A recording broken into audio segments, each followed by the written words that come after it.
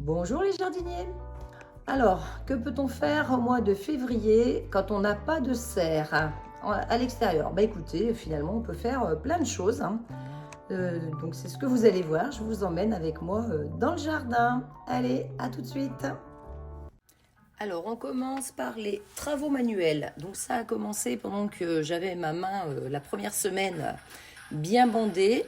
Donc j'ai commencé à préparer une caisse de semis. Donc je me suis même lancée à la peinture de la main gauche, mais ça c'était pour m'occuper au début. Et vous allez voir que j'ai décoré cette caisse pour qu'elle soit plus jolie. Donc voilà, je récupère ces caisses de poissonniers sur le marché, donc c'est gratuit. Et puis comme quand je les mets dans le chemin, là contre le mur pour faire mes semis, c'est pas très joli, tout blanc. Donc j'ai tenté d'en peindre une en vert et de la décorer. Donc vous allez voir que je mets de la colle à carrelage par-dessus pour y mettre un décor. Donc là je peins pas l'intérieur, hein, évidemment. Donc là j'ai laissé sécher 1 ou 2 jours, que ce soit bien sec. Et puis je prends des cailloux pour faire mon décor. Donc colle de carrelage, rénovation. Par contre, ce que je vous dis tout de suite, c'est qu'il faut vraiment bien le laisser sécher. Parce que vous allez voir à la fin, j'ai fait une grossière erreur, c'est que je l'ai mise dehors avant qu'elle ne soit complètement sèche. Donc là, vous me voyez faire en accéléré, on met juste de l'eau, voilà, pour avoir une consistance un peu comme du plâtre. C'est vraiment très très simple à faire. Donc on applique sur la caisse. Et puis je vais mettre mes pierres après dedans. Mais ce que je vous disais, c'est que je ne l'ai pas laissé sécher suffisamment longtemps. Je l'ai laissé une journée dans la maison. Et puis après, je l'ai mis à l'extérieur. J'ai mis mon terreau dedans. Et le jour où j'ai voulu transporter, regardez, c'est très joli. Le jour où j'ai voulu transporter ma caisse pour la mettre en place, eh bien, tout est tombé. Alors que normalement, j'avais déjà fait ça sur des pots de fleurs, ça tient très longtemps, il n'y a aucun souci. Donc c'est vraiment une histoire de séchage. Mais c'est vrai que la première fois que j'avais fait ça l'été. Donc beaucoup moins d'humidité. Et là, je l'ai mis dehors par temps de brouillard. Donc grosse erreur, hein. Donc vous verrez après que voilà, ça c'était pour repiquer mes salades. Donc les fameuses petites salades qui attendent depuis l'automne. Donc j'ai voulu les repiquer un petit peu dans la caisse. Mais du coup, vous verrez après quand elle est en place que la caisse est exposée de l'autre côté puisque ça a fait une grosse bavure. Je recommencerai cet été. Donc voilà, la caisse terminée sans la fleur devant. Et puis là maintenant, nous allons passer à un petit peu de rangement. Je crois que je fais la rééducation de ma main voilà, en travaillant. Donc le tas de bois, finalement on n'a pas du tout utilisé de bois cet hiver. Donc ce tas de bois où il y a 2 rangées, je vais tout le mettre sur la même rangée. Et l'année dernière, rappelez-vous, j'avais mis mes amarantes et puis d'autres fleurs et puis même 1 ou 2 pieds de tomates là devant, là où j'ai le pied actuellement. Donc là, je vais encore gagner de la place puisque je vais ranger tout le tas sur un seul rang. Et comme ça, je pourrai m'organiser davantage. Et ça me fera un peu plus de place pour semer.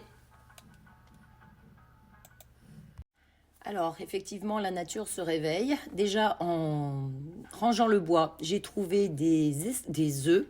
Donc apparemment ce seraient des œufs d'escargot, escargot ou limace, alors je ne sais plus mais il y en a un qui les fait plus en paquet que l'autre. Et puis là, des vers de terre sous ces tas de bois. Donc au pied de la mélanchier qui commence à bourgeonner, eh bien, nous avons des jonquilles narcisses qui poussent. Les sédums repartent à la base. Donc là, je vais pouvoir enlever les tiges mortes. Et puis bien sûr, je continue avec les semis. Donc j'ai commencé par semer des manches-tout que j'ai mis en godet. Donc je mets à peu près 5 grains par godet. Donc j'ai vu que Jaco, lui, en mettait 8-9. Mais bon, moi je vais continuer comme je fais, puisque ça marche très bien comme ça. Mais par contre, moi je les sers plus que lui quand je repique après mes pots. Donc voilà, ça sera le long de la structure qui est restée en place. Donc ça sera sur 2 mètres linéaires. Donc je recouvre avec du terreau et je remets sous mon châssis. Voilà, donc un petit peu plus au chaud et puis je les repiquerai dès qu'ils seront un petit peu plus grands. Donc là, je continue dans le jardin. Donc ça, c'était les petits pois que j'avais semés à l'automne. Donc ils sont bien partis et il s'agit de les tutorer. Donc cette fois-ci, j'innove et je prends un mélange de bambou pour faire mes structures et de tiges sèches de mes rudbeckia. Donc c'est pas assez solide comme tige, donc j'alterne avec les bambous. Donc c'est un essai, on verra ce que ça va donner. Au moins là, je n'ai pas fait de pas supplémentaires, ils étaient juste à côté. Donc ça me permet de faire un nettoyage de printemps plus une mini structure. Donc à côté, je continue à nettoyer la terre, à gratter un petit peu. Donc vous voyez que moi les outils c'est très rudimentaire, hein. C'est une simple petite binette et puis voilà, je fais ça à la main, j'enlève les plus gros morceaux et puis là j'ai semé donc des carottes après et des petits pois. Donc pareil, je me suis fait un outil rudimentaire. Avant je sortais le cordeau. Maintenant, j'ai même plus le courage de sortir le cordeau dans ce jardin. Je prends un bâton, un bambou de la longueur. Il faudra que je le recoupe un tout petit peu parce qu'il est un tout petit peu trop long. Et comme ça, je fais mon sillon pour qu'il soit bien droit. Donc voilà, tout simplement. Donc là, j'ai semé. Donc là, j'ai préparé la ligne. J'y ai mis un petit peu de terreau. Donc là, c'était un terreau que j'avais acheté. Et voilà, ça fera peut-être un petit peu plus fin, encore que mon sol était assez fin à cet endroit-là. Mais pour y semer des carottes et des radis, cette fois-ci, j'ai mis un petit peu de terreau. Donc voilà, j'ai fait mon mélange directement. Et puis, logiquement, si ça marche, je devrais éclaircir d'abord les radis. Et puis, ça fait de la place pour les carottes. Donc après, il y a moins à éclaircir. Ça, c'est dans l'idéal parce que chez moi, ni les carottes ni les radis ne fonctionnent bien. Mais comme ma terre s'améliore quand même beaucoup, avant, je le mettais dans des seaux. Et là, je vais quand même essayer de le mettre d'une autre façon. Et je recouvre à nouveau avec un petit peu de terreau aussi. Et je continue. Alors cette fois-ci, ce sont les fèves. Alors là, les fèves, je vais les mettre dans ce jardin-là. C'est pour ça que je me suis mise à cet endroit-là. Donc, j'ai mis de mon propre terreau au fond des pots. Et puis même pratiquement pas de terreau du commerce parce que comme la fève était une grosse graine, c'est pas gênant s'il pousse 2-3 herbes à côté ou salade ou même tomates. Je vais les reconnaître sans problème.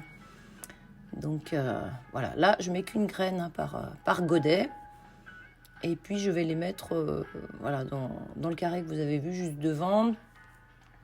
Donc là vous allez voir qu'au milieu il y a ce grand tipi là où je vais mettre j'ai déjà mis d'ailleurs des petits pois grimpants et puis de chaque côté ça me fait 2 espèces de carrés là que j'ai délimité avec des bambous et là je vais mettre les fèves. On continue avec le grand jardin que je viens de tout nettoyer.